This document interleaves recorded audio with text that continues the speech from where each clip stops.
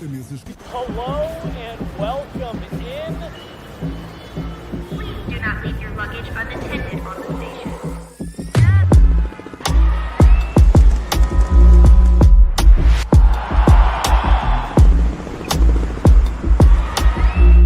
Welcome to the show.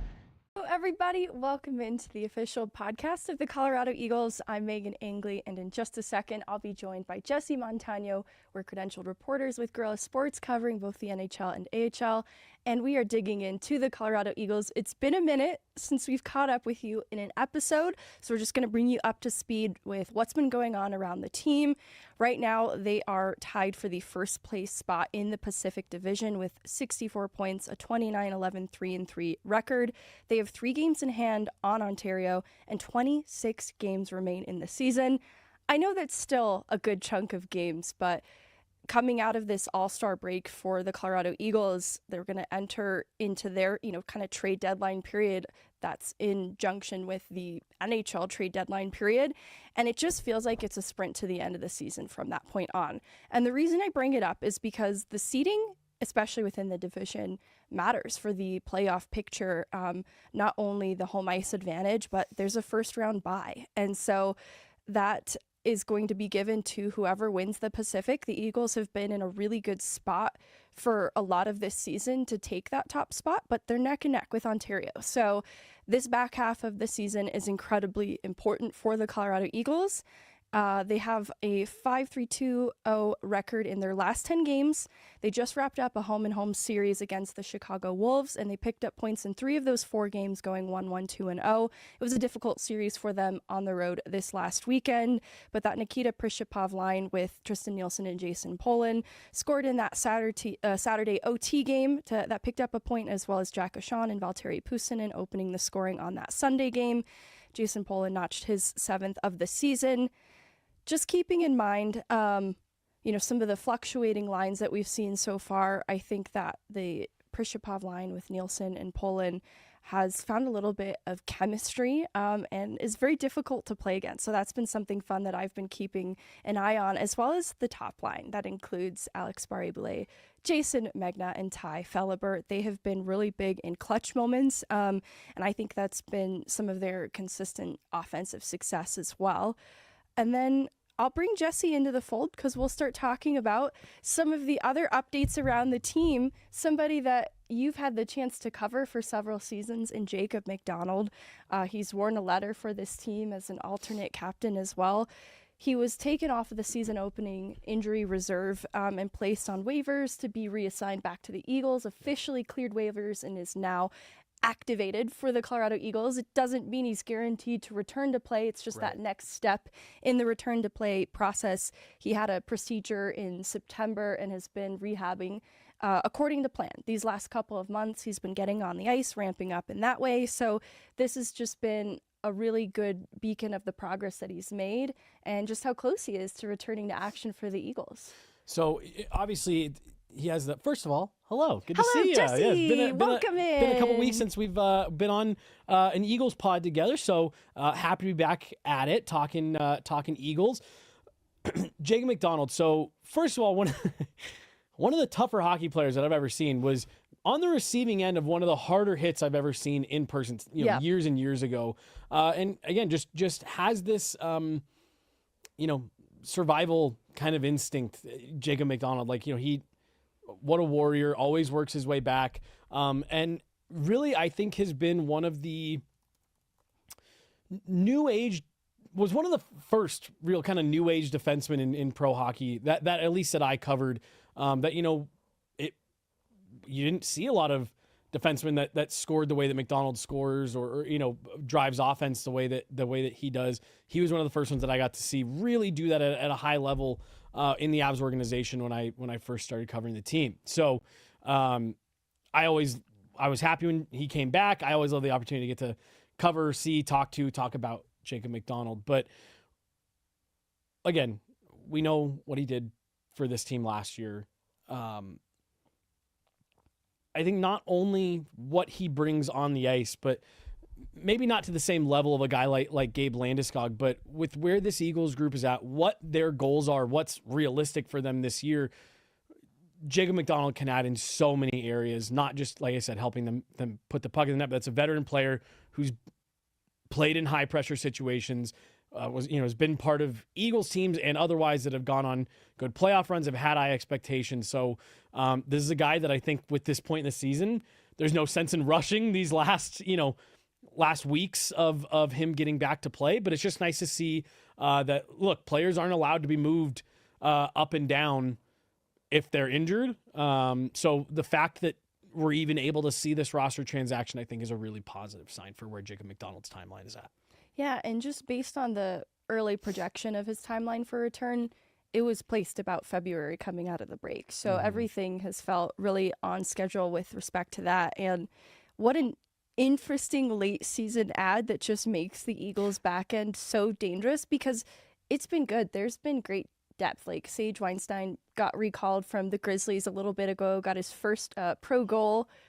Sorry, we're watching the women's game right now. Oh my goodness. Hold on. Goal. Holy cow. Time out, Eagles pod.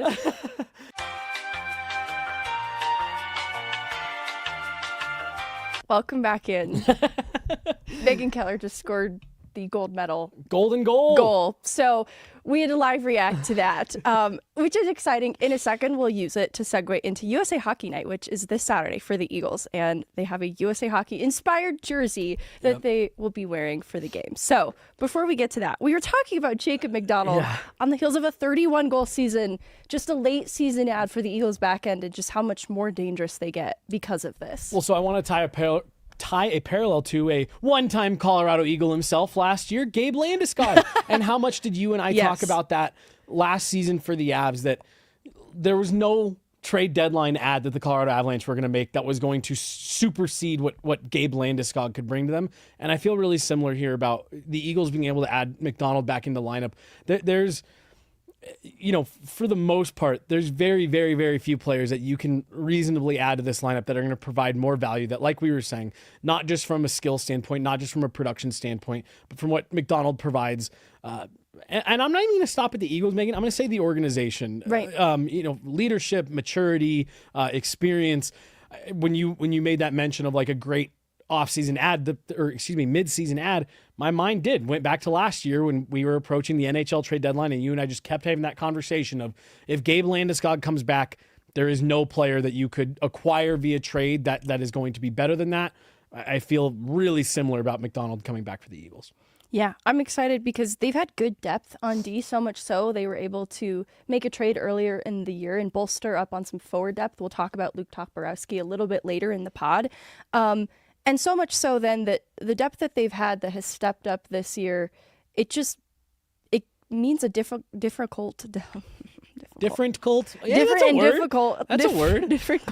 conversation on lineup decisions for the back end too. And that's already been the case. So I think young players in Gagny, Barons, being around someone like I almost feel like we need to restart the segment. Something terrible has happened. The women did it, and I got. Yes, I was going to say the U.S. women scored, and it just scrambled Megan's brain. I'm just too happy for 5 straight minutes. So Megan's everywhere. You need to bear with us here as we mumble our way through this. I think as I think that the gold medal ceremony is about to start, but you were saying for Megan's everywhere. That's okay. right. That's right. Anyways, let's just move on to Valtteri Puustinen. Talking about adding to their forward depth, right. This was a trade back in January. They got a 7th round pick in Valtteri Puustinen from the Pittsburgh organization in exchange for Ilya Solovyov. And we've talked about it on the Avs Off Ice podcast, but we haven't really had a chance to talk about it from how this impacts the Colorado Eagles. Puustinen has 66 NHL games under his belt. He's put up some points with the Eagles already, and has joined their top unit on the power play, which they've been trying to, like the Avs, they've been trying to figure out their power play as well. So there have been different personnel that have gotten looks there, and Puustinen fits the bill of a guy that you slot into your top 6, plays on the wing. His playing style, I think, is high skill and a shooter. I think they have that well represented in their forward group, that for me right now, it's a question of what that fit looks like over long term in how Valtteri Puustinen utilizes this opportunity. his body of work commanded some respect. So he's going to be given this runway to fulfill that opportunity then within the Eagles forward group, but it's competitive. And Coach Letestu isn't just going to hand it out based on the body of work from before. He wants to know what you can do for him right now. So I say that applies to all of the forwards, like even Luke Toporowski, when we talk about him a little bit later in the podcast. It's been interesting to see, game by game, what types of players Coach Letestu has been playing in the top 6. Some of them are guys that bill more as a depth guy, like a Logan O'Connor, how he can flex up in the lineup. They've got a few guys like that. So Valtteri Puustinen's got a little fire under him to perform with the Eagles. And I don't think it's a bad thing to get a clean slate and a little bit of competition to maybe drive some of the best results. I will take it a step further and say not only is that something that's true to every forward, every player in the Eagles or with the Eagles, I think that's true again, organizationally, Colorado Avalanche right on through to the Colorado Eagles, to the Utah Grizzlies. Like there's nothing given based off what you did before. And I think the AHL and NHL specifically are big time, what have you done for me lately type of leagues, which again, that I always think that sounds a lot more harsh than what it actually means. But look, the Eagles run takes 6 guys on the ice to make the system work, and every guy has a role, every guy has a responsibility. And yeah, like you said, there's just there's nothing given because you've built organizational depth here of guys who are bought in, committed, know what's expected of them, know what their role is. And I think, and again, I say this based off of conversations we've had with folks who have, players who have, been traded, gone to Loveland or even, with the Avalanche of there is a little bit of a culture shock, usually in a positive way. There's just higher expectations, in Loveland than maybe a lot of other AHL organizations. And I think that's something that every player has to work themselves into, find their right role. And hey, if you have great, skills, great tools, whatever it is, those are all super helpful, but you still have to be bought in to what the system is, what makes everything work, what makes it all tick. And I think Puustinen is a guy that has a great toolkit and can get there and be a really important part of this team going on a run. But yeah, it's, productive player in his time before here, but got to find the right role here within the Eagles organization.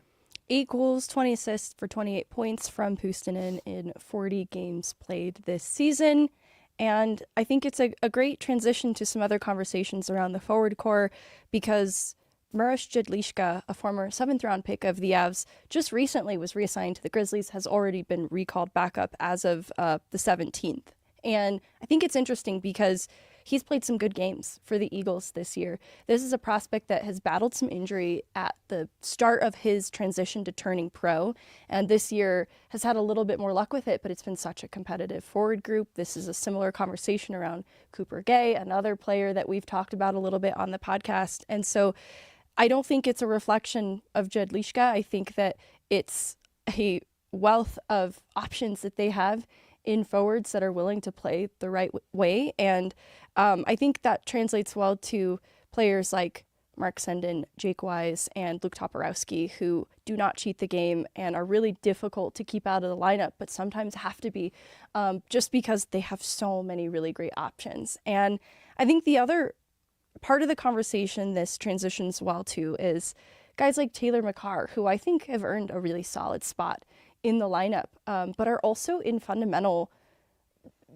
periods of their development as well. And so coming back from the Avs, Taylor McCarr's, first game back after the most recent reassignment, a little undisciplined. And I think Taylor McCarr is trying to be the most effective power forward possible. And sometimes towing that line, you're learning then the right way to play the game. And sometimes that is going to result in penalties.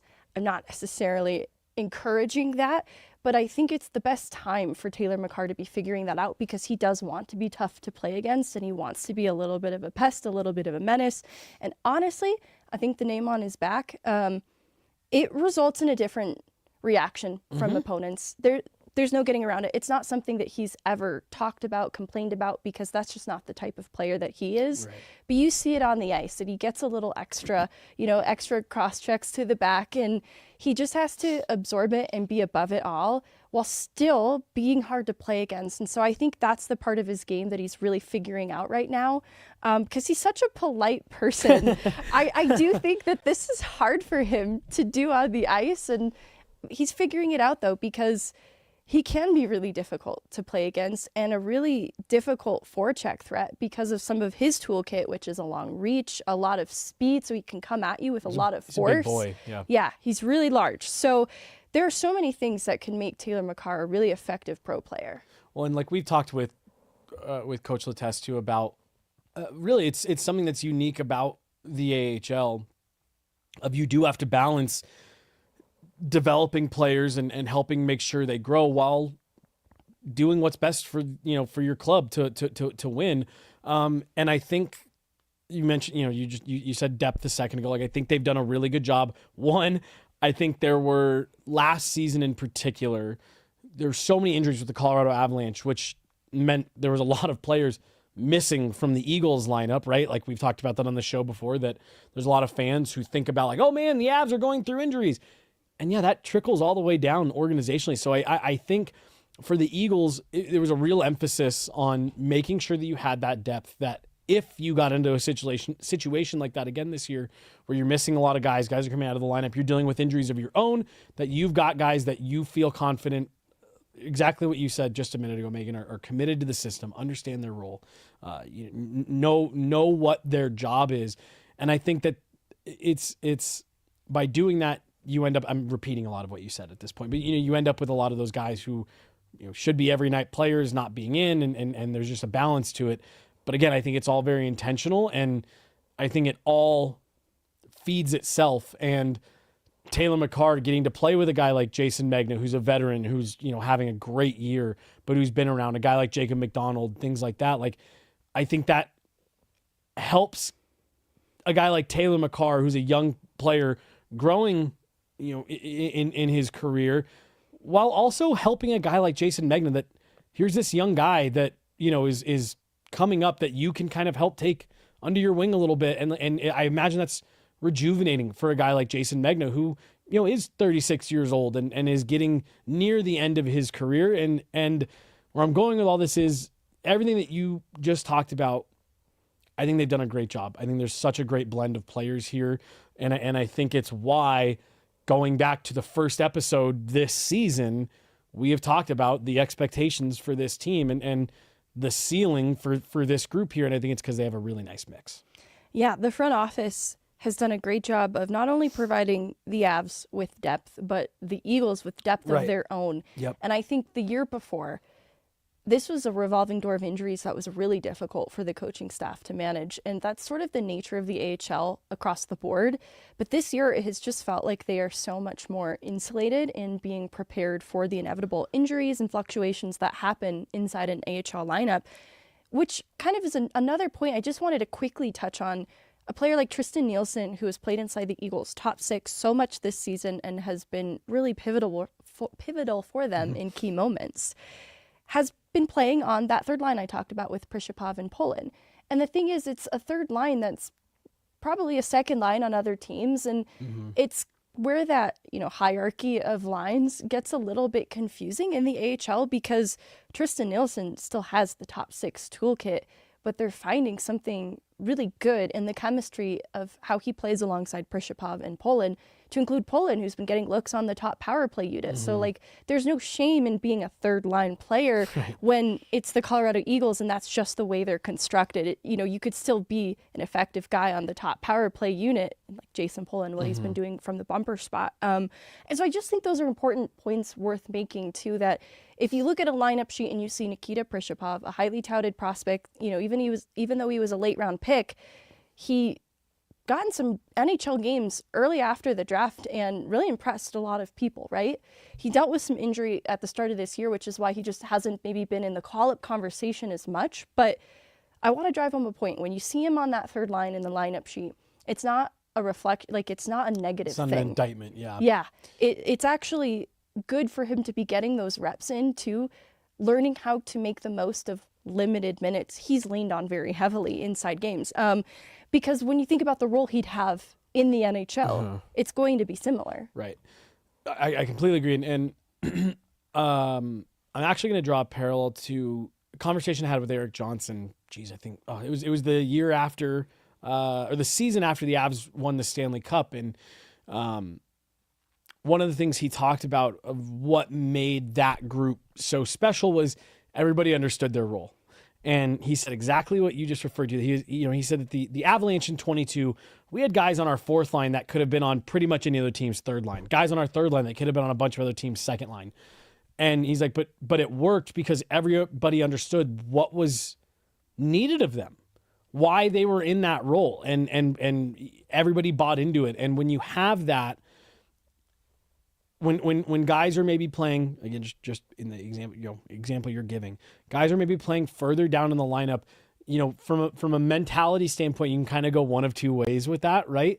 And I think if you take it the right way, which I think the Eagles and their coaching staff and management have done a great job of driving home why that's important, you can do really special things with a group when people are bought in and not worried about their ice time, their individual accolades, things like that, saying, no, I'm here to contribute for what's best for the team. I think that's when you can have really special things happen. So to your point, when you see certain guys listed certain plays in the lineup, that's not necessarily always a reflection of their play. I feel like people take a lot of like, oh, if you're playing well, you're on the first line. If you're not playing as well, you move down, and that's just the Olympics, I think, are another great example of it. And we had that conversation on a show earlier this week. There's times when these Olympic management teams put together certain lines, certain groups of players that you sit there and you go, why would you take that guy? There was a guy who had more goals, more points, more whatever.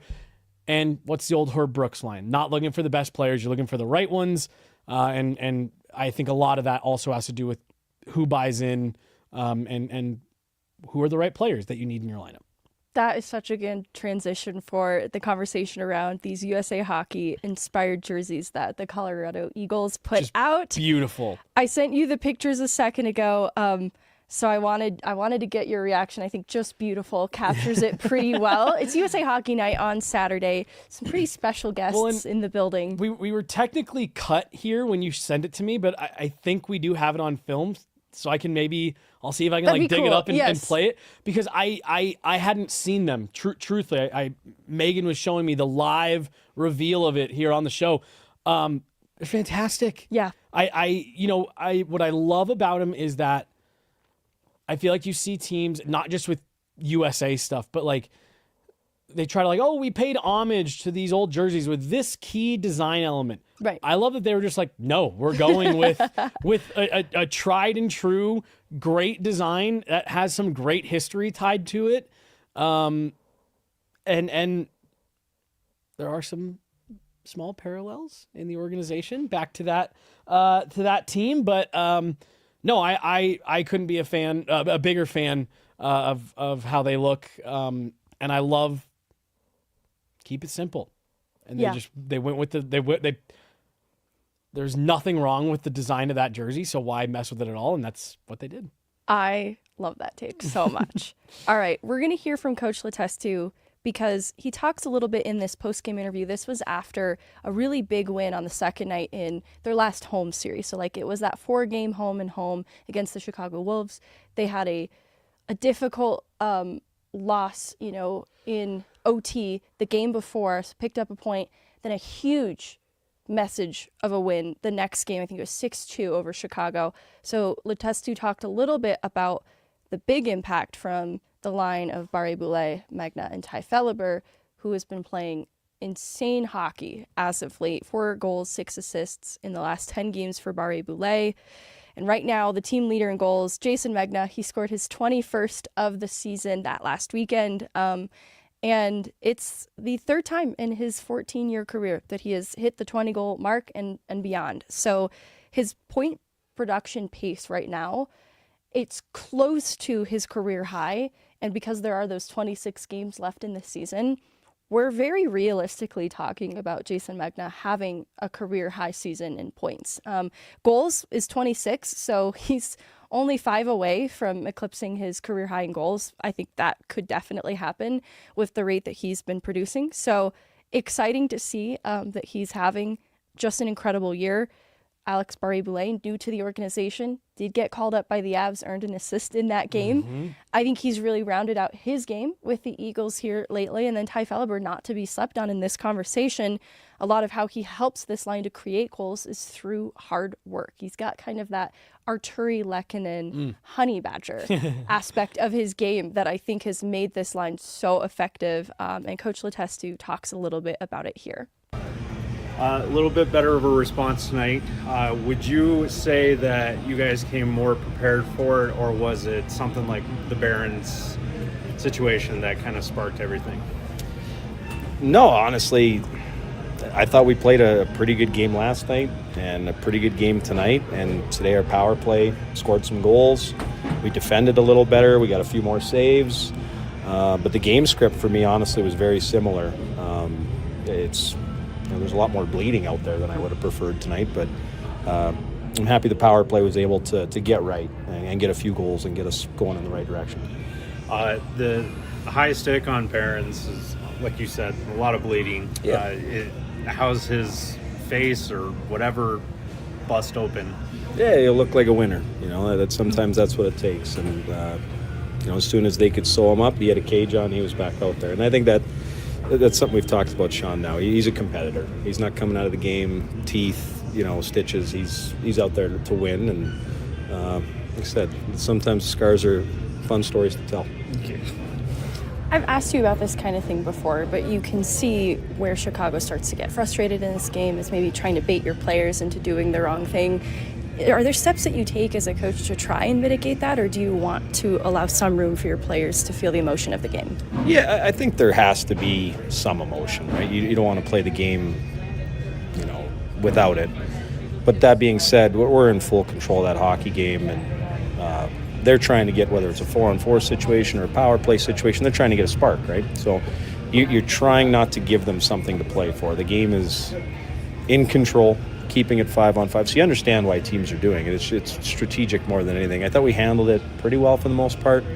Kind of got involved in some of it, and our bench gets shorter, and we'll address it and talk about it. But as a coach, you say it, it's coming, right? So you have to prepare for it and make sure that you're willing to eat a punch for your teammates, because that's ultimately how winning teams behave, especially in the playoffs. You can't give away power play opportunities, especially to a dangerous offensive team. That we had mentioned how Taylor McCarr was doing on his shifts and his coming down from the Avalanche last night, and I specifically watched his first shift and noticed a huge difference in his play just in that first shift. What was your thoughts? I thought he had a better game tonight. Players generally know when they don't play well, and Taylor didn't have his best game last night. He knew that coming in and seen a response. And there was a bunch of guys that I thought had much better efforts tonight. And it wasn't that we had to say anything or address anything.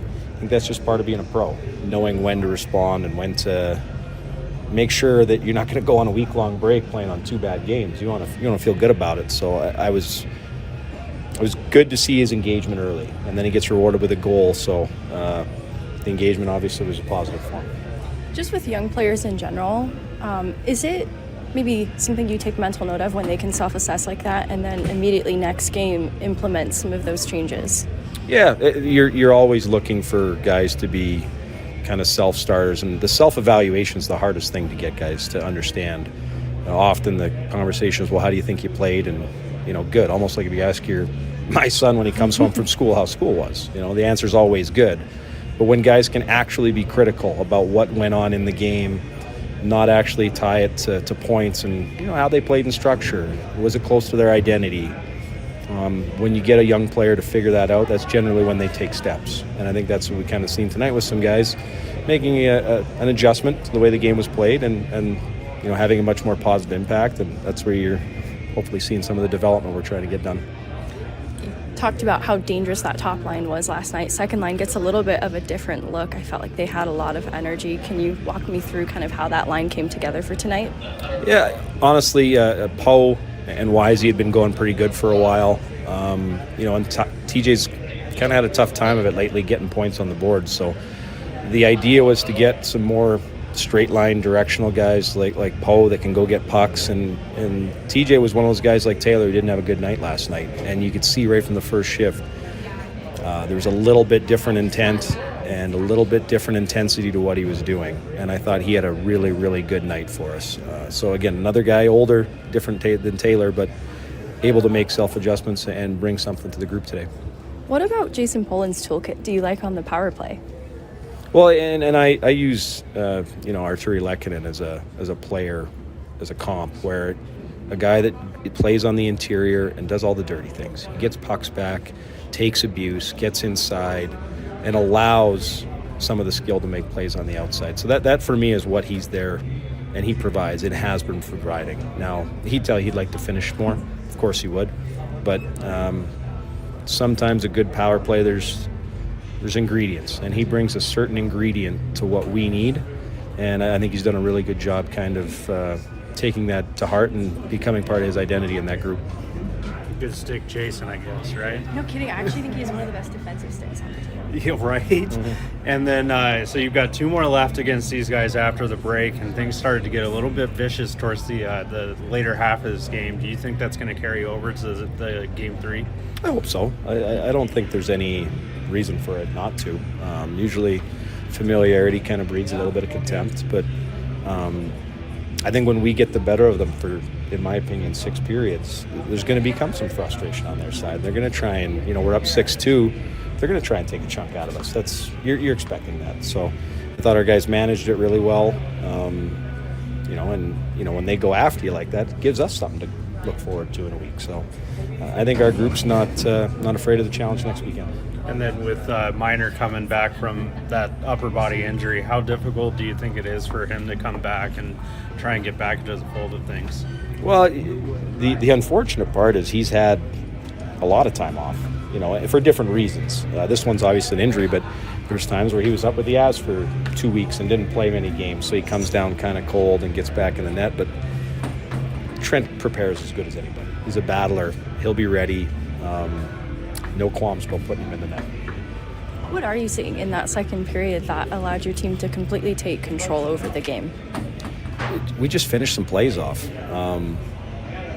There's the power play obviously gets one, and then I think when you mount that much pressure offensively, and it builds on teams, and eventually it goes, and then you can feel the momentum in the building get going, and guys get confidence, and 5-goal periods are rare, right? So you enjoy it while you got it going, but I think it's just the mounting pressure of 4 periods of just, even then 5, you're just putting pressure on the team, and eventually they're going to break.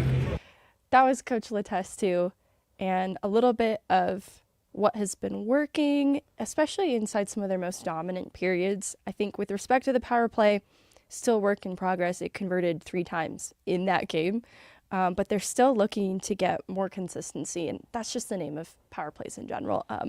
But I do know they are trying some different things, and I think that'll be a point of emphasis for the Eagles in the back half of the season that they want to get right ahead of the playoffs.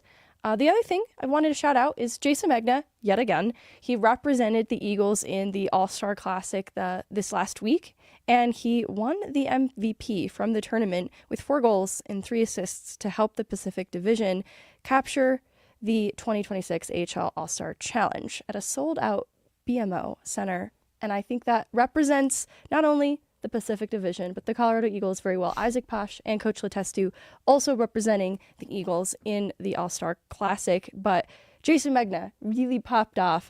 So he's just continued to have a lot of success for the Eagles. Just we'd like to shout out our friend. Shout out Chloe. She was at the AHL All-Star Classic over last weekend. Me too. You're getting to see Jayson Megna be so sick right now. I know. So yeah. So shout out to old friend Chloe. No, but back to Letestu. I think Megan, he touched on a lot of the stuff that we were talking about before, and I really liked where he was talking about He was talking about at the time Taylor McCarr's bounce back from one game to the next, and then he actually went on to kind of apply that to a couple other guys. But it just goes back to that mental maturity that we were talking about before, and I think you not only have good depth, but I think you found the right mix. And what he said of I loved the it's like asking your kid how school was. It was good. Don't tell you anything about it. Don't analyze it at all. Just it was good. And when you have players that can self-evaluate and understand where they want to be better. And then the last point that I'll make on that is the pointing out of you were staring down a 2-week break. Make sure you can look yourself in the mirror over these next 2 weeks. And again, I just think that when you have young players like he was talking about with Taylor, being able to understand that moment, like I said, do some self-reflection. I think that's big for not only the development of a guy like Taylor McCarr, but it's big for the ultimate success that the Eagles as a team want to have. Yeah, and from the net out too, with Trent Miner missing some time with an upper body injury, though I heard he's close to return. He's been kind of on the doorstep of feeling a lot better. Kyle Kaiser has really stepped up for the Eagles now with points in his last 4 starts and wins in his last 3. It's been hard with a goalie rotation that they definitely expected to have Trent Miner available to them a little bit more than they have. And some of that because he helped out the Avs at the start of the year when Mackenzie Blackwood was banged up, and then has helped them out a little bit more as different injuries and things have cropped up. And so as a result, Isaac Posh, a rookie goaltender, some great numbers at the start of this year. And, I think some of the varying results have been a reality check around how difficult it is to transition from NCAA to pro play. The schedule is so much more rigorous, and just the intensity and the pace of the game is a little bit different. And so I am not discouraged at, this path that Isaac Posh is following, and I think that representing the team in the All-Star game is hopefully a little bit of a confidence boost for him moving forward, because I think with young goaltenders, a lot of it is around confidence, And around that, it's good, too, then, that they have Kyle Kaiser just step up, not miss a step. He's playing great in between the pipes, giving the team a lot of confidence then in front of him. And I think that they played really well in front of him too, with respect to that. So I think the team stepped up around the goaltending situation, and the goaltending stepped up. So shout out to Kyle Kaiser, .943 save percentage on the year, has really helped out the Eagles. The other kind of quiet, sneaky. I just want to jump just real quick, yeah, because I there was actually an NHL goalie that I was talking to earlier this season about the different levels of pro hockey, and I just wanted to underscore what you were talking about the skill, the speed, the pace of the game at the AHL level, and how just what a massive adjustment that is. This goalie that I was talking to was saying people don't realize that there's very little that actually separates everyday ECHL players from everyday AHL players, AHL to NHL. And he said that there's not enough of appreciation for how fast the American Hockey League game is. And I just wanted to underscore that as we see college hockey continue to grow and the landscape on that change and the way that it's been opened up with, the CHL, you're going to continue to see that level of play rise. But I just wanted to help reinforce what you were saying there of it's a really fast game at the AHL level. It's big, it's physical. And so, yeah, when you see goaltenders in particular, go through stretches where maybe it's not as consistent as it was. That's kind of expected. And to your point, having a guy like Kaiser being able to step in and pick up the slack on that, it's huge. And that's why goalie depth is so important. Yeah, because I think you got to be patient with young goaltenders too. It's just a transition period, and it's difficult. So I'm excited to see Isaac Posh, how he looks coming out of this break, how he's feeling coming out of this break, but also just excited that Kaiser stepped up. Another really key player on the back end has been Jack Ahcan, who just continues to put up points. He was so funny when we talked to him that one day, those must be secondary assists. Yeah. 6 goals, 27 assists for 33 points. I think last I checked, he's in the top 5 of all defensemen across the league. And he missed some time because, he was up with the Avs at points. And so that's a pretty good point production pace. And he doesn't have the advantage of playing the full season in the AHL to rack up those points with a goal and 9 assists in his last 10 games. That's what I'm talking about when I say you had a Jacob MacDonald, 31 goals last year, into the mix, and there's so much offense that is coming from your back end. To include that a goal, 2 assists, 3-point night that Wyatt Ahmet had, the home series against Chicago last, that was just kind of a ridiculous game from him. But I think that the way the front office has built the Colorado Eagles is very intentionally around the way that just Colorado as an organization likes to play. They like for their defensemen to chip in. And I think that's just as they've felt more comfortable and they're trying to eliminate mistakes from their games defensively, you're starting to see the way that they can be really a huge threat from the back end out, start to kind of, it's a part of their identity. There's just no denying that. And again, it's something that we've talked about for you and I, Megan, for years of, the Avalanche, the Eagles, it runs through the back end. And I think that's what makes it's a unique challenge, I think, for other teams. And going all the way back to what we were talking about at the beginning of adding a guy like Jacob MacDonald back in at this time of year. It's in my opinion, Megan, it's what's unique about the way that the Eagles play. And again, you can tell there's been an emphasis around how they're built, how they're constructed to lend to that. And winding down the show, I did promise we would talk about Luke Toporowski a little bit. And it's in part because back in November, they traded defenseman Garrett Pike for Luke Toporowski from the Washington organization. He'd played just a handful of games with the Hershey Bears, and he's had so much more opportunity here with the Colorado Eagles. And that kind of goes back to the organization had defenseman depth to spare and moving on from Garrett Pike. And they wanted to replenish a little bit of forward depth. And Luke Toporowski, since joining, has worked really hard. Like, there was a game, he was on a line with Jake Wise a couple weeks ago where I asked Coach Letestu about both of them in particular because that line ended up, forcing a turnover, and I think it was a tying goal in that moment that helped them to come back in the game.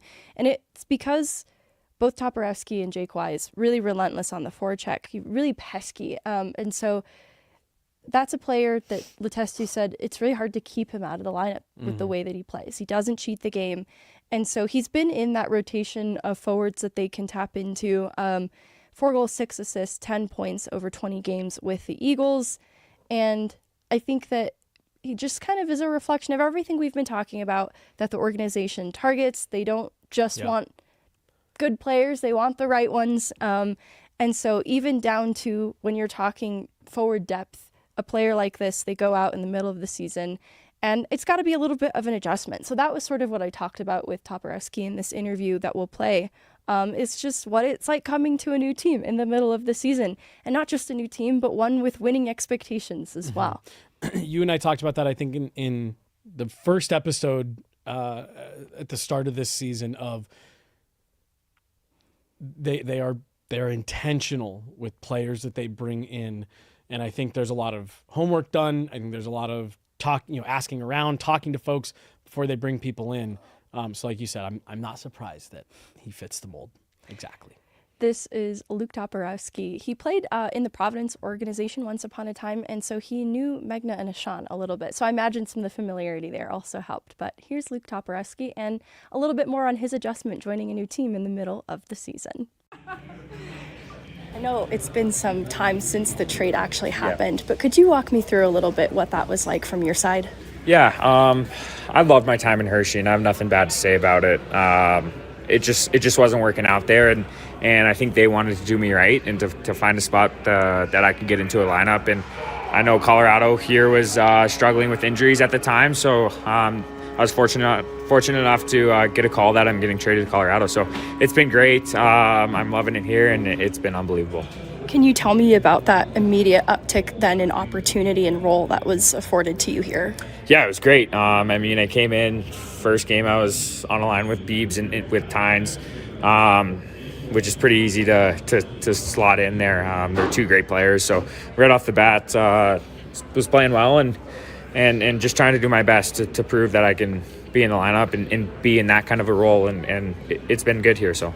What is the key to that flexibility and versatility on a nightly basis? Your role might change a little bit, sometimes needing to make a difference in limited minutes. Yeah, I think that's something I take pride in, is being able to play on all 4 lines and not change the way I play, and try to try to work out with who I'm playing with, whether it's more of a checking role and forechecking and whatnot, or playing with 2 playmakers or goal scorers, and just try to mesh with whoever I'm playing with. And that, like I said, it's something I take pride in, and I think can help me at times too. What is it like getting integrated with a new team in the middle of the season like that? Yeah, I'm sure you've heard all about it. The group in there is pretty special, and you come into a first place team. It's really fun to be a part of, and just win games with them and grow, and kind of you're in a shell at first because you don't want to come in and be too loud and whatnot, but just getting more comfortable with the guys, and it's been great. And there were maybe some familiar faces, at least in Jack Ahcan. You've played with each other previously. Were there any other people that you already knew? Yeah, I played with Megs as well in Providence, and Jacko, like you said. Kyle Kaiser I played with in Providence, and then played against Tristen Nielsen a ton in the Western League, so knew of him, and same with Trent Miner. Played against him a lot, so kind of knew them just from playing in the Western League. Always Western League guys can kind of connect on that, playing in the same league, so it's been good. You talked about coming into a winning team too. What stands out to you about a culture like that? I think it's just every day is an exciting day to be in this locker room. We know what we're capable of. We have, I think Tessie has said it tons, we have 16 forwards that can play each and every night. We have 8 defensemen that could probably play each and every night. And we have 3 goalies that are going. So I think we're a dangerous team, and it's just awesome to be a part of. Awesome. That's all I have. Good? Thank you All so right, much. thanks, All right, that is all we have for you today on the official podcast of the Colorado Eagles. The Eagles will host the Coachella Valley Firebirds in a 4-game homestand kicking off this weekend.